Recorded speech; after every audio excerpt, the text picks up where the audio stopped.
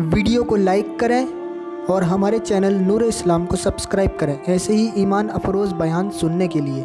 सिर्फ एक रिवायत पढ़ना चाहता हूँ किताबुत तव्वाबीन से अपने अल्फाज के जामे में। बस मेरी गुफ्तगू को आखिरी तक इख्तितामी समझ करके गौर से सुनना। देखो, जिन्होंने हुजूर की सही ताज़ीम की, जिन्होंने हुजूर से सही मोहब्बत की, जिन्होंने मेरे आका अलैहिस्सलाम से सच्चा प्यार किया, उनकी तबीयत क्या थी, उनका अंदाज क्या था, यहाँ से लेके वहां तक सारे जवान सब के सब आशिक़ रसूल हैं। मैं सबकी तवज्जो चाहता हूँ, ख़वातीन तक आवाज़ पहुँच रही है, उनसे भी तवज्जो चाहता हूँ। यकीनन किसी का दिल हुजूर अलैहिस्सलाम को जानबूझकर दुखाना नहीं चाहेगा, कोई नहीं चाहेगा कि हुजूर का दिल दुखाए। लेकिन मेरे अजीजों, मेरे आका अलैहिस्सलाम के दीवानों, आओ आओ, आशिकों की तबीयत क्या है, आशिकों की तबीयत क्या है, आशिकों की गैरत क्या है। हमने आशिक़ रसूल तो अपने आप को खूब कहलवाया, लेकिन कभी आशिक बने भी, कभी हुजूर से सच्ची मोहब्बत भी की। आओ आशिकों के दिल को देखो। किताबुत तव्वाबीन में लिखा गया है, अल्लाह अकबर। एक रिवायत में आता है जिसके अल्फाज को मैं अपने अल्फाज के जामे के साथ बयान करना चाहता हूँ। एक जवान बारगाह रिसालत में आते हैं, एक जवान बारगाह रिसालत में आते हैं और आने के बाद मेरे आका सल्लल्लाहु अलैहि वसल्लम के रुखे वद्दुहा को देखते हैं और देखने के बाद वो मुसलमान हो जाते हैं। और मुसलमान होने के बाद अल्लाह अकबर, अब वो जवान इस्लाम कबूल कर लेते हैं और इस्लाम कबूल करने के बाद सरकार अबद मुस्तफ़ा करीम रऊफ़ुर रहीम सल्लल्लाहु अलैहि वसल्लम से कहते हैं, या रसूल अल्लाह, मेरे माँ बाप आप पे कुर्बान, अब मैं आपको छोड़कर कहीं जाना नहीं चाहता। या रसूल अल्लाह, मैं आपके कदमों में रहना चाहता हूँ, इसलिए कि आपके बगैर रह न सकूंगा। आका करीम सल्लल्लाहु अलैहि वसल्लम उनको अपने साथ रख लेते हैं और उनको मेरे आका अलैहिस्सलाम अपनी बारगाह में हमेशा रहने की इजाजत दे देते हैं। फिर क्या था, हुजूर अलैहिस्सलाम ने उनको मुख्तलिफ ड्यूटियां दे रखी थी। बकरियों को चारा देना, इसी तरह बकरियों को चराने के लिए चले जाना, कभी कोई काम करना, कभी कोई काम करना। एक दिन ऐसा हुआ, अल्लाह के हबीब अलैहिस्सलाम ने उस जवान से फरमाया, ए जवान, जाओ और फलां को बुला करके लाओ। जब वो जवान निकले, निकलने के बाद किसी को बुलाने के लिए जा रहे थे, रास्ते में क्या देखा, एक औरत जो है वो गुस्ल कर रही है और गुस्ल करने वाली एक औरत पर बिला इरादा, बगैर किसी इरादे के गुस्ल करने वाली एक औरत पर उनकी नजर उठ जाती है। जैसे उनकी नजर उठी उस जवान की, उस जवान ने फौरन हुजूर की तालीम के मुताबिक अपनी नजर को फेर लिया। नजर उठी और उन्होंने नजर को फेर लिया। जब उन्होंने नजर को फेर लिया, अचानक दिल में ख्याल आया, ए फुलां, तूने क्या किया? अल्लाह के रसूल अलैहिस्सलाम ने इस मंजर को देखना हराम करार दिया। तूने गुस्ल करने वाली औरत को देखा। अब कोई औरत अगर गुस्ल कर रही हो तो उसकी कैफियत और पोजीशन क्या होगी, ये बताने की जरूरत तो नहीं है। मेरी ज़बान हया खामोश है कि उस वक्त पोजीशन क्या रही होगी, लेकिन आप सब समझदार है, समझ सकते गुस्ल करने वाले की पोजीशन क्या होती। उस नौजवान की नजर पड़ी और उसने नजर फौरन फेर ली। हालांकि ये गुनाह नहीं है, इसलिए कि इस्लाम का ये कानून है कि अगर किसी ऐसे मंजर पर नजर पड़ जाए, किसी ऐसे मंजर पर नजर पड़ जाए जो देखना हराम है और उसको उस पे नजर पड़े, आदमी फौरन नजर फेर ले, तो ये गुनाह नहीं, क्योंकि उसने नजर फेर ली, उसने नजर फेर ली, इसलिए गुनाह नहीं है। अगर वो टिकटिकी बांधकर नजरें गड़ा कर देखे तब ये पाप है, तब ये जुर्म है, ये हराम है। अल्लाह के रसूल अलैहिस्सलाम ने मौलाए कायनात शेर खुदा अली ये मुर्तजा से फरमाया था, ए अली, अगर किसी औरत के हुस्न पर तेरी नजर पड़ जाए तो तू फौरन नजर फेर ले। पहली नजर माफ है, लेकिन अगर किसी ने नजर फेर लिया, नजर बचा ली, तो अल्लाह ताला उसी वक्त उसकी मगफिरत फरमा देता है। सुभान अल्लाह। अगर नजरें गाड़ कर देखे तो जुर्म है, लेकिन जिनके रुतबे हैं सिवा, उनको सिवा मुश्किल है।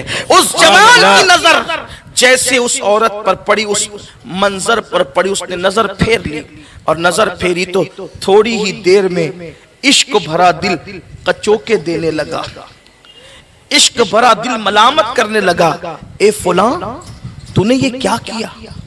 सोच, तेरे इस गुनाह की खबर अगर मुस्तफा जाने रहमत को हुई तो उनके दिल पर क्या गुजरेगी। बस ये एक एहसास था, एक आशिक के दिल का एहसास कि अगर इसकी इत्तला अल्लाह के रसूल को हुई, उनके दिल पर क्या गुजरेगी। فوراً اس جوان نے آسمان کی طرف نظریں اٹھائی اور عرض کی اللہ مجھ سے کیا ہو گیا، کاش میں پیدا نہ ہوا ہوتا، نہ پیدا ہوتا، نہ یہ دن دیکھتا، نہ یہ گناہ مجھ سے ہوتا، اور نہ حضور کو یہ تکلیف پہنچتی۔ مولا مجھے معاف کر دے، اگر میری معافی نہیں ہے تو جو چاہے مجھے سزا دے دی جائے، لیکن اس گناہ کی خبر میرے محبوب کو مت ہونے دینا ورنہ ان کا دل دکھے گا۔ اس گناہ کی خبر میرے حالانکہ وہ گناہ نہیں تھا، اب آئیے اس کو میں اپنے الفاظ میں نہ کردہ گناہ کہوں۔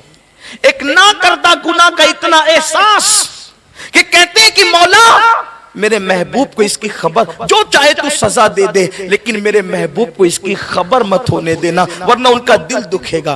دل کا اتنا خیال، ہر تکلیف اٹھانے کے لیے برداشت تیار، ہر عذاب سہنے کے لیے تیار، لیکن محبوب کا دل دکھے گوارا نہیں، میرے محبوب کا دل دکھے گا۔ اچھا پھر یہی کہتے کہتے اب نہ گھر گئے وہ جوان، نہ حضور کے پاس گئے، سیدھا جنگل میں چلے گئے۔ لوگ ڈھونڈنے لگے ان کو، اللہ کے رسول علیہ السلام پوچھتے تھے وہ فلاں کدھر گیا، وہ فلاں کدھر گیا، وہ فلاں کدھر گیا، سب کہتے آقا پتہ نہیں کدھر گیا، اس لیے کہ اس کے گھر والے بھی نہیں بتا پا رہے کہ وہ کدھر گیا۔ اللہ کے حبیب علیہ السلام نے 40 دن کے بعد فرمایا اے عمر اور اے سلمان، وہ فلاں جوان فلاں جنگل میں ایک غار میں بیٹھ کر رو رہا ہے، نہ کھاتا ہے نہ پیتا ہے نہ سوتا ہے، ایک ہی دھن ہے، اللہ میرے گناہ کی خبر میرے محبوب کو پہنچنے مت دینا ورنہ ان کا دل دکھے گا۔ حضرت سلمان فارسی اور فاروق اعظم دونوں مل کر جنگل گئے، ایک چرواہے کو دیکھا، چرواہے سے پوچھا اے چرواہے کیا تو نے ہمارے کسی ساتھی کو فلاں کو دیکھا ہے؟ اس نے کہا میں فلاں کو نہیں جانتا، اتنا صرف جانتا ہوں ایک ایسا جوان ہے شاید اس سے کوئی گناہ ہو گیا ہے اور وہ اپنا گناہ اپنے محبوب سے چھپانا چاہتا ہے، بس میں اتنا جانتا ہوں۔ حضرت فاروق اعظم نے کہا سلمان اپنا بھائی مل گیا، پھر اللہ اکبر کہا اس چرواہے سے وہ کہاں ہے؟ کہا وہ کہاں ہے مجھے نہیں پتا، البتہ جب رات تاریک ہو جاتی ہے، رات نصف گزر جاتی ہے تو وہ آتا ہے اور اپنے سر پہ ہاتھ رکھ کر اپنے بالوں کو پکڑ کر آسمان کو دیکھ کر روتا اور کہتا ہے مولا کاش میں پیدا نہ ہوا ہوتا، اور پیدا ہوا تھا تو مر جاتا، نہ مجھ سے یہ گناہ ہوتا، نہ میرے محبوب کے دل کو تکلیف پہنچتی، اللہ مجھے معاف کر دے یا جو چاہے سزا دے دے لیکن میرے محبوب کو میرے گناہ کی خبر مت ہونے دینا ورنہ ان کا دل دکھ جائے گا۔ کہا بس وہ یہی کہتا ہے اور روتا رہتا ہے۔ فاروق اعظم کہتے ہیں اللہ اکبر کیا تو ہمیں بتا سکتا ہے وہ کہاں ہے؟ میں نہیں جانتا، وہ آئے گا، انتظار کرو۔ رات آدھی گزری، اس کے بعد کسی کے رونے کی آواز آئی، فاروق اعظم نے اس جوان کو سینے سے چمٹایا اور کہا اے فلاں چلو تمہیں حضور بلاتے ہیں۔ پہلا سوال یہ تھا عمر یہ بتاؤ کیا میرے آقا کو میرے گناہ کی خبر ہو گئی؟ فاروق اعظم کہتے ہیں اے فلاں مجھے کچھ بھی نہیں پتا، تمہیں حضور بلا رہے ہیں۔ انہوں نے کہا اے عمر آپ کے بڑے احسانات ہیں، ایک احسان اور کریں کہ میں حضور کا سامنا کرنے کی ہمت نہیں رکھتا، میں کس منہ سے سامنا کروں گا کیونکہ میں نے بہت بڑا گناہ کر لیا ہے، البتہ انہوں نے بلایا ہے تو میں انکار بھی نہیں کرتا، چلوں گا لیکن ایک شرط ہے کہ مجھے اس وقت حضور کے پاس لے کر چلنا جب میرے آقا حالت نماز میں ہو، تاکہ حاضری بھی ہو جائے اور سامنا بھی نہ ہو سکے۔ میں ان کا سامنا نہیں کر سکتا، میرے اندر اتنی ہمت نہیں ہے۔ پھر کیا تھا؟ انتظار ہونے لگا فجر کے وقت کا۔ فجر کا وقت آیا، فاروق اعظم اور سلمان فارسی اس جوان کو لے کر چلے، مدینہ منورہ میں آئے اور پھر کیا دیکھا؟ حضور فجر کی نماز پڑھا رہے تھے، جیسے اس جوان کے کانوں میں حضور کی آواز پہنچی، چیخ ماری، بے ہوش ہو کے زمین پہ گر پڑا۔ جب زمین پہ بے ہوش ہو کر کے وہ جوان گر پڑا، نماز مکمل ہوئی، اللہ کے رسول نے پوچھا اے عمر وہ میرا فلاں کہاں ہے؟ ہائے ہائے جسے حضور میرا کہتے، وہ میرا فلاں کہاں ہے؟ وہ میرا فلاں کہاں ہے؟ عرض کی آقا وہ بے ہوش پڑا ہے، وہ بے ہوش پڑا ہے۔ اللہ کے رسول گئے، ہاتھ پکڑا، ہوش میں آیا وہ جوان۔ سرکار نے پوچھا کیا حال ہے؟ عرض کی آقا میرا حال برا ہے۔ پھر کہا سرکار میرے گناہ کی آپ کو خبر تو نہیں ہوگی؟ میرے گناہ کی آپ کو خبر تو نہیں ہوگی؟ وہ کریم آقا آج جو عیب کسی پر نہیں کھلنے دیتے، آج جو عیب کسی پر نہیں کھلنے دیتے، کب وہ چاہیں گے میری حشر میں رسوائی ہو۔ عرض کی آقا آپ کو میرے گناہ کی خبر تو نہیں ہو گئی؟ سرکار نے فرمایا اے جوان تیرا کیا حال ہے؟ عرض کی آقا ایسا بڑا گناہ ہو گیا کہ اب میرے جسم میں خون نہیں، ایسا لگتا ہے کہ میرے جسم کے اندر چوٹیاں چلتی ہے۔ سرکار آپ کا دل دکھا ہوگا، میرے گناہ کی آپ کو خبر تو نہیں ہو گئی؟ کریم آقا نے اس کا ہاتھ پکڑ کر کہا اے جوان کیا میں تجھے قرآن کی ایک ایسی آیت نہ بتاؤں؟ کہ میں تجھے قرآن کی ایک ایسی آیت نہ بتاؤں کہ اگر کوئی یہ آیت پڑھ لے تو اللہ اس کے سارے گناہ معاف کر دیتا ہے؟ پڑھو وہ آیت میں تمہیں بتاتا ہوں۔ ان سے آقا نے کہا کہو ربنا آتینا فی الدنیا حسنا وفی الآخرت حسنا وقینا عذاب النار۔ کہا جو اس آیت کو پڑھے گا اللہ اس کی مغفرت کر دے گا۔ سبحان اللہ۔ لیکن وار عاشق رسول اس جوان نے کہا یا رسول اللہ مگر میرا گناہ بہت بڑا ہے، میرا گناہ بہت بڑا ہے۔ آقا آپ کو میرے گناہ کی خبر تو نہیں ہوگی؟ سرکار نے کہا لے جاؤ اس کو اس کے گھر پہنچا دو، اس کو اس کے گھر پہنچا دو۔ پھر کیا تھا صحابہ نے ان کو ان کے گھر پہنچا دیا۔ ایک دن گزرا، 2 دن گزرا، 3 دن گزرا، 8 دن گزرے، پھر بھی وہ جوان حضور کی بارگاہ میں نہیں آئے، سرکار کی بارگاہ میں نہیں آئے۔ ایک دن سرکار نے پوچھا سلمان میرے فلاں کا کیا حال ہے؟ عرض کی آقا وہ زندہ نہیں رہے گا، ایسا لگتا ہے وہ مر جائے گا۔ یا رسول اللہ وہ زندہ نہیں رہے گا، وہ مر جائے گا، نہ کھاتا ہے نہ پیتا ہے نہ سوتا ہے، ایک ہی بات کہتا ہے اے اللہ میرے گناہ کی خبر میرے محبوب کو مت ہونے دینا ورنہ ان کا دل دکھے گا۔ میری قوم کے جوانوں میلاد کے جلوس میں کود کود کر غلامی رسول میں موت بھی قبول ہے کا نعرہ لگانے والوں، ایک نہ کردہ گناہ کا احساس اس عاشق کو کتنا ہے کہ میرے اس گناہ سے میرے محبوب کے دل کو تکلیف نہ پہنچے۔ ذرا سوچو جب مسلمان جوانوں کے ہاتھوں میں شراب کی بوتلیں ہوتی ہوگی حضور کے دل پہ کیا گزرتی ہوگی؟ کبھی احساس کیا؟ اپنی عورتوں کو ماں بہنوں کی گالیاں دینے والوں، جب کوئی اپنی بیوی کو اپنے بچوں کو ماں بہنوں کی گالیاں دیتا ہوگا اس وقت تو حضور کے دل پہ کیا گزرتی ہوگی؟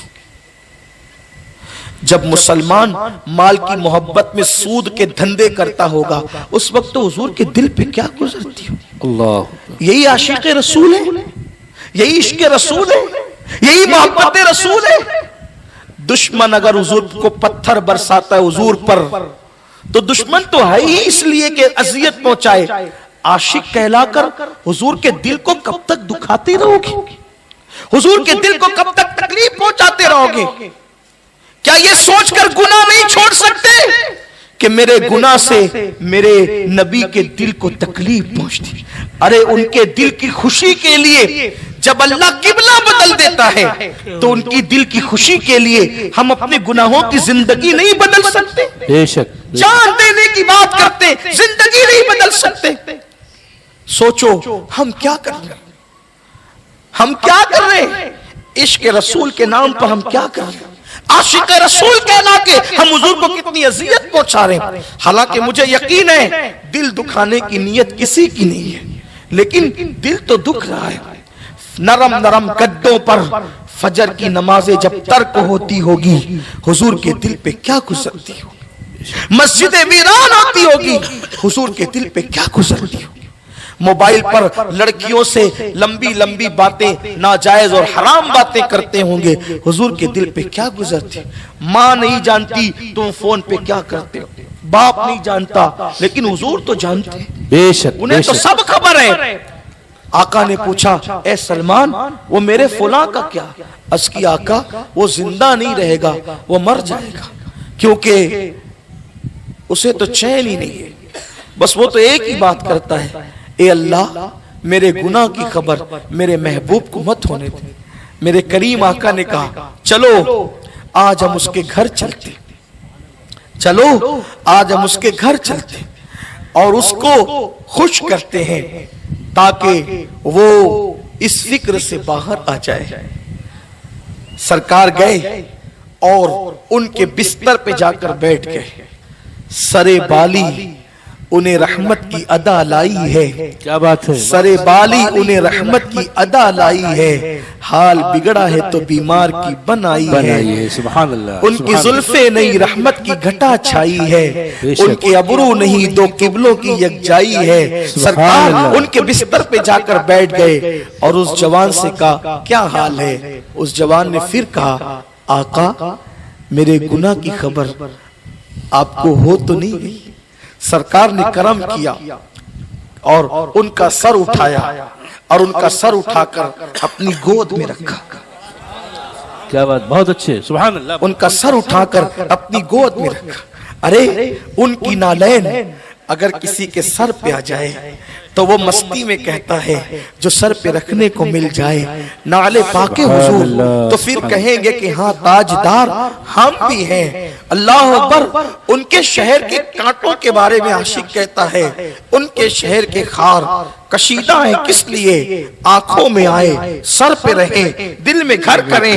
عاشق کہتا ہے اے خار طیبہ پاؤں سے کیا کام تجھے، اے میری جان میرے دل میں ہے رستہ تیرا۔ اللہ اکبر۔ سوچو تو صحیح، جس کے شہر کے کانٹوں کی اہمیت عاشقوں کے نزدیک یہ ہو کہ عاشق ان کے شہر کے کانٹوں کو آنکھوں میں رکھنا چاہتے ہیں، سر پہ رکھنا چاہتے ہیں، دل پہ رکھنا چاہتے ہیں، اور ان کی نالین کے بارے میں کہتے ہیں جو سر پہ رکھنے کو مل جائے نالے پاک حضور، تو پھر کہیں گے کیا تاجدار ہم بھی ہیں۔ واللہ تاللہ باللہ اگر ان کی نالین مل جائے ہم تخت کو ٹھوکر مار دیں۔ اگر کوئی ہم سے یہ کہے ایک طرف حضور کی نالین ہے دوسری طرف کسی ملک کی حکومت ہے، دونوں میں لینا کیا ہے، تو واللہ عاشق کہے گا کہ ہزاروں تخت و تاج کو ان کی نالین پہ نثار کر کے قربان۔ سبحان اللہ، نعرے تکبیر، نعرے رسالت۔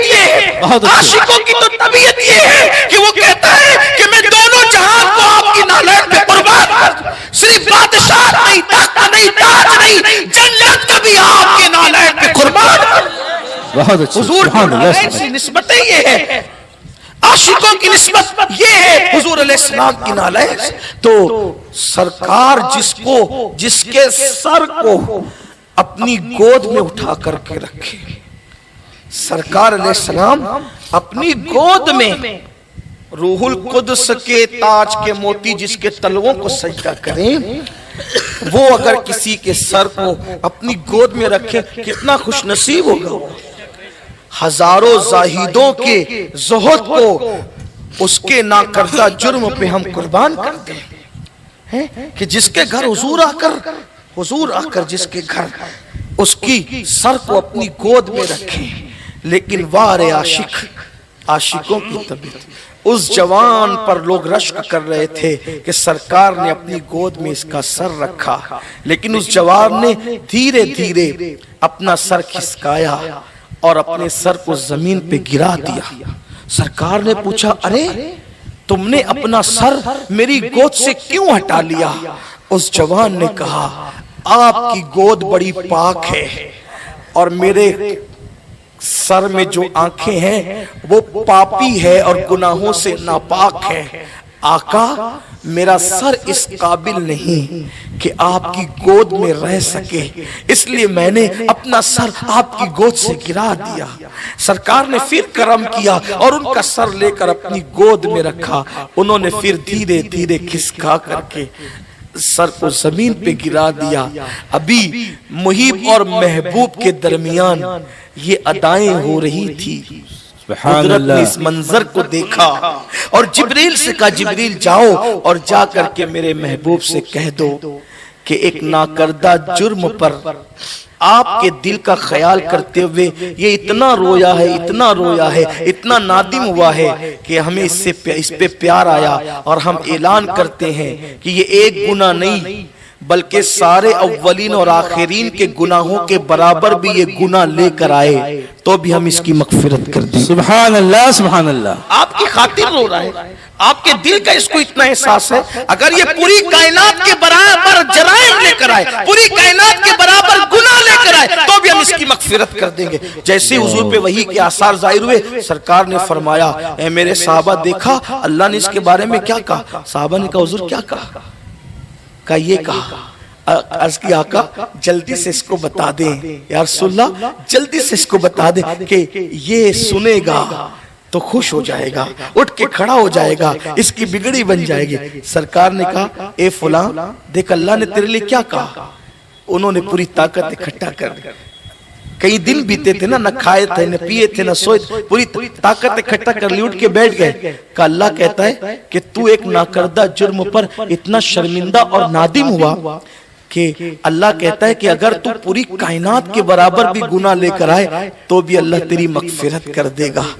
انہوں نے چیخ مار کے کہا میں نے کیا کیا اور یار نے کیا کیا، اور چیخ مار کے زمین پہ گر پڑے۔ لوگوں نے ان کو اٹھانا چاہا، سرکار نے فرمایا اس کو چھوڑ دو، ایک ناکردہ گناہ نے اس کی جان لے لی، اس کو چھوڑ دو، اس کو ایک ناکردہ گناہ نے اس کی جان لے لی، ایک ناکردہ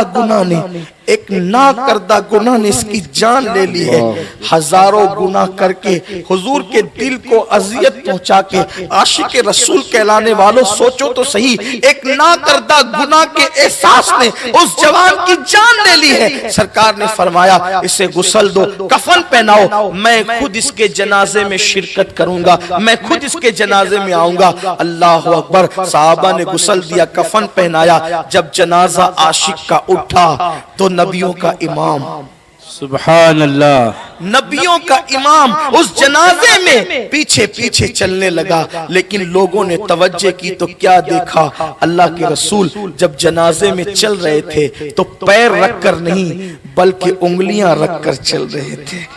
سرکار انگلیاں رکھ کر، صحابہ نے اس کی آقا ہمارے ماں باپ آپ پر قربان، آپ انگلیاں رکھ کر چلنے، اس سے پہلے ہم نے آپ کو ایسے نہیں دیکھا۔ سرکار نے فرمایا تمہیں کیا خبر، تمہیں کیا پتا، جو میں دیکھتا ہوں وہ تم نہیں دیکھتے، جو میں سنتا ہوں تم نہیں سنتے۔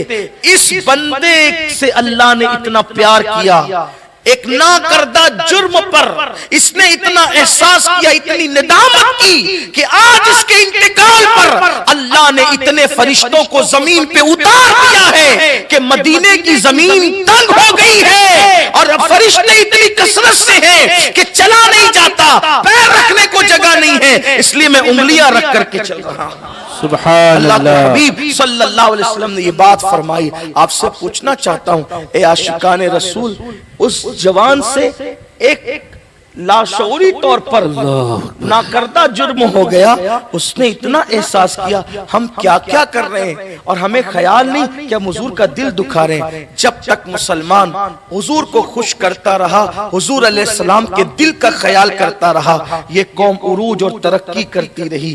جب سے مسلمان نے حضور کے دل کا خیال کرنا چھوڑ دیا، مولانا سب چلتا ہے، مولانا سب چلتا ہے، مولانا سب چلتا ہے، آپ کہتے ہیں سب چلتا ہے، جو چاہو کر لو، پھر یہی حالات ہوں گے جس کو آپ ہم دیکھ رہے ہیں۔ اگر حضور کے دل کا خیال کریں، دیکھو کوئی کہتا ہے خوش رہنے کا طریقہ یہ، خوش رہنے کا طریقہ یہ، میں کہتا ہوں سب چھوڑو، حضور کو خوش کرو، اللہ تمہیں ہر خوشی نصیب فرمائے۔ سبحان ایک اللہ۔ دن میں نے سوچا، میں سرکار غریب نواز کے قدموں میں بیٹھا تو میں نے سوچا یہ ولیوں کے بارے میں قرآن نے یہ کیوں کہا لا خوف علیہم ولا ہم یحزنون، کہ ان کو غم بھی نہیں ہے اور خوف بھی نہیں ہے۔ کہا حکمتیں تو بہت سی ہے، اللہ جانے اللہ کا رسول جانے، لیکن مجھے جو سمجھ میں آئی وہ یہ ہے کہ اولیاء اللہ حضور کو خوش کرتے ہیں، اس لیے اللہ نے ان کو ہر غم سے محفوظ فرما لیا۔ اب اگر آپ بھی خوش ہونا چاہتے ہیں، خوش رہنا چاہتے ہیں، دنیا میں قبر میں حشر میں حضور کو خوش کرتے جاؤ، اللہ ہر خوشی تمہیں عطا فرمائے گا، دنیا کی بھی قبر کی بھی حشر کی بھی